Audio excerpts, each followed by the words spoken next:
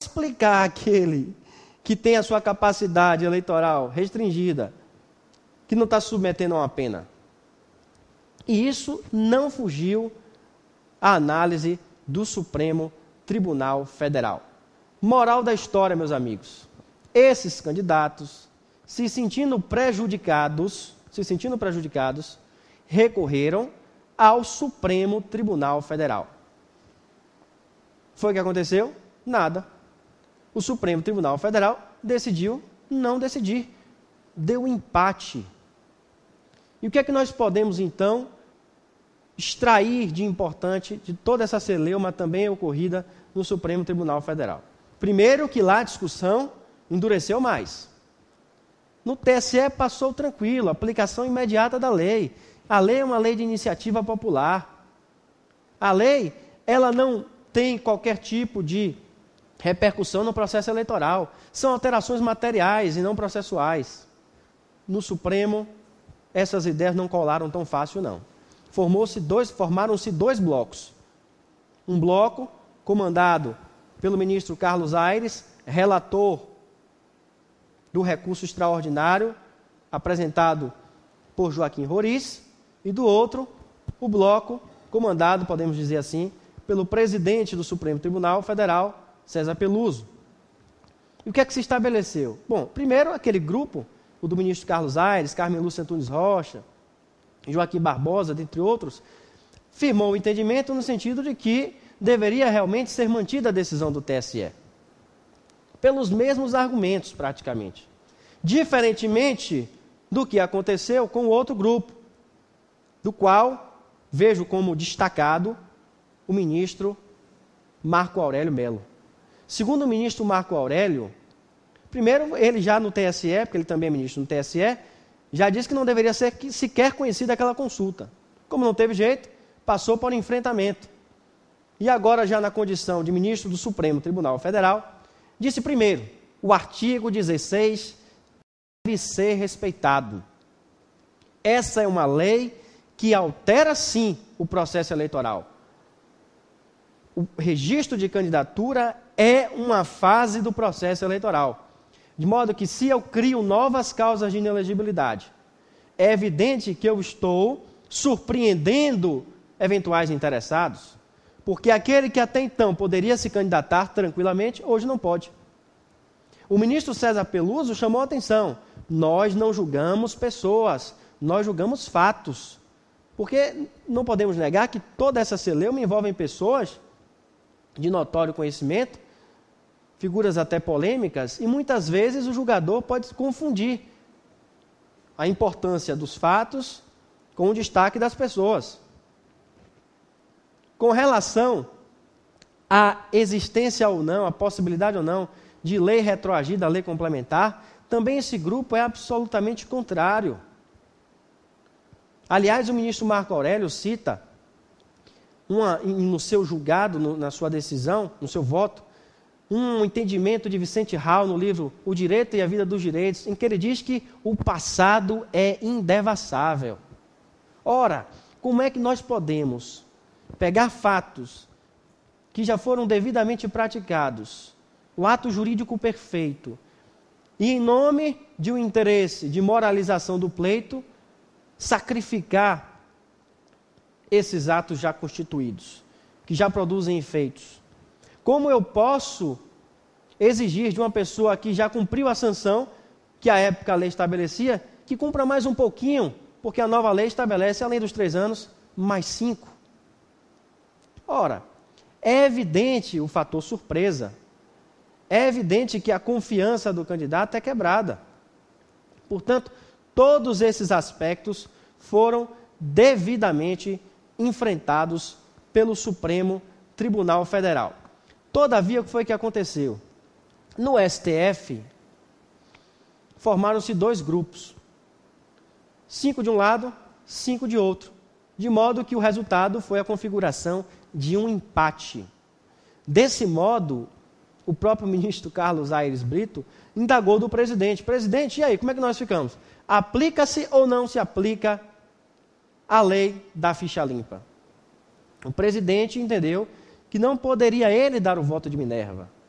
Aliás, até se indagou da possibilidade de aplicação do regimento interno do Supremo, artigo 146, que diz que em matéria de discussão de constitucionalidade ou inconstitucionalidade deve prevalecer o entendimento, se houver empate, contrário ao da pretensão. Ora, se a pretensão era a declaração de inconstitucionalidade, por esse artigo do regimento interno, deveria ser declarada a constitucionalidade da lei da ficha limpa. Todavia, meus amigos, o presidente do STF entendeu que a matéria não versava sobre constitucionalidade. O que se estava a tratar era a aplicação, a possibilidade ou não de aplicação da Lei Complementar 135. É a famosa distinção entre os planos, o plano da validade e o plano da eficácia. Disse o presidente, nós não estamos aqui a discutir se a lei é constitucional ou inconstitucional ou não. Inclusive ele disse, eu inicialmente arguí um incidente de inconstitucionalidade aqui e ninguém acolheu. A maior prova de que não se trata aqui de questão de inconstitucionalidade. O que nós estamos a discutir é se a lei tem aplicação imediata ou não tem imediata. Então eu não posso declarar a prevalência do entendimento do Tribunal Superior Eleitoral. Portanto, meus amigos, esta é a moldura que se apresenta. Esse é todo o problema é enorme, porque a partir do momento em que o Supremo Tribunal Federal não decide, com certeza absoluta se gera um estado de insegurança. Não é à toa que Joaquim Roriz, na dúvida, renunciou à sua candidatura e colocou lá a sua mulher, a sua esposa.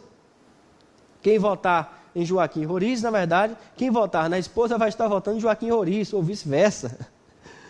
O que acontece é que ele é que não quis assumir, de forma alguma, o risco. E quem vai decidir isso? Provavelmente, meus amigos, quem vai decidir isso é o Todo-Poderoso, é o presidente Luiz Inácio Lula da Silva. Afinal de contas, para desempatar, basta que ele nomeie um novo ministro. Será que ele tem interesse realmente de nomear um ministro agora, nesse momento, ou esperar passar as eleições? Essa questão é que tem se colocado. Portanto, em síntese, nós podemos dizer o seguinte: a lei da ficha limpa, sem dúvida alguma, é uma lei importantíssima, é uma revolução paradigmática, na medida em que passa a exigir moralidade, não só no exercício do mandato, mas desde a pretensão de ser candidato. É necessário, obviamente, que se atenda às condições de elegibilidade, como, por exemplo, filiação partidária, por um período mínimo de 1 ano, domicílio eleitoral na circunscrição, nacionalidade brasileira, pleno gozo dos direitos políticos e idade mínima, mas também é necessário que não incida o interessado em disputar uma eleição em qualquer causa de inelegibilidade. Causa de inelegibilidade é obstáculo ao exercício da capacidade passiva. Condição de elegibilidade é requisito de acesso. Portanto, além de preencher as condições de elegibilidade, eu não posso incidir em qualquer causa de inelegibilidade. As causas de inelegibilidade, previstas também na Constituição Federal, mas também, segundo a redação da própria lei, segundo a redação do próprio artigo 14, parágrafo 9º, podem ser previstas por lei complementar, devem ser previstas por lei complementar, que é a Lei Complementar 64/90, que estabelece uma série de causas de inelegibilidade. A Lei 135 de 2010 alterou essa lei, acrescentando novas causas de inelegibilidade e aumentando o prazo para 8 anos. É positivo isso? Parece que sim. Mas a grande questão é, se aplica ou não se aplica para essas eleições? O Tribunal Superior Eleitoral entendeu que se aplica. O artigo 16 fala em alteração do processo. E para o TSE, essas alterações são de ordem material, essas alterações realizadas pela Lei Complementar 135 e que, portanto, não altera o processo eleitoral. A consulta também, que até então a jurisprudência do TSE vinha no sentido de que só poderia se conhecer de consulta antes de iniciado o prazo de convenções, também esse entendimento foi mitigado. Já no Supremo Tribunal Federal, houve um empate. E esse empate, obviamente, só será superado com a nomeação de um novo ministro. Esta é a situação, meus amigos, da lei da ficha limpa. Apesar de ser uma lei extremamente importante para o fortalecimento da democracia, para a lisura nos pleitos, sem dúvida alguma, há pontos a serem enfrentados com muito cuidado. Em especial no que diz respeito a esse artigo 16, que consiste no princípio da anterioridade, tão caro, tão importante ao direito eleitoral. Afinal de contas, não é em nome de algo também importante que eu posso sacrificar outros princípios conquistados a duras penas. Em nome da moralidade administrativa, da probidade, buscando aplicar a lei da ficha limpa, que é tida como algo importante, não se deve relativizar o princípio da anterioridade. Segundo o ministro Marco Aurélio, nós pagamos um preço por viver sob a égide de um Estado democrático de direito. Aliás, um preço módico, qual seja o de respeitar as regras pré-estabelecidas. Essas são as principais dúvidas, os principais questionamentos que foram formados quando da discussão dessa lei da ficha limpa, tanto no TSE como também no Supremo Tribunal Federal. Vamos aguardar, vamos ficar atento e tão logo tenhamos uma posição do Supremo Tribunal Federal, com certeza poderemos revisitar alguns institutos do direito eleitoral com mais segurança. Muito obrigado e um grande abraço a todos.